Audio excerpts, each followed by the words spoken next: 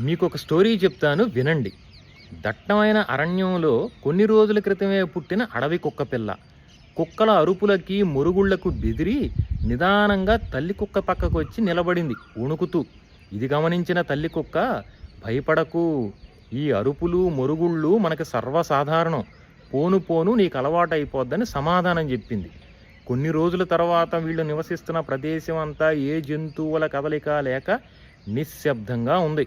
ఇది గమనించిన పిల్ల కుక్క తల్లి కుక్కతో, "ఏం జరిగింది? మన ప్రదేశం అంతా ఏ జంతువుల కదలిక లేకుండా మీరు సైతం మొరక్కుండా నిశ్శబ్దంగా ఉన్నారని" అమాయకంగా అడిగింది. దీనికి తల్లి కుక్క, "వేట కోసం అడుగులు వేస్తున్న సింహం సూచనలు. జాగ్రత్తగా ఉండాలి. అది మనలాగా మొరగదు" అని వణుకుతూ సమాధానం చెప్పింది. ఇక్కడ నా పాయింట్ ఏంటంటే, ఈ స్టోరీలోని మోరల్ని క్యాచ్ చేయండి. దాన్ని మాత్రమే గుర్తుపెట్టుకోండి.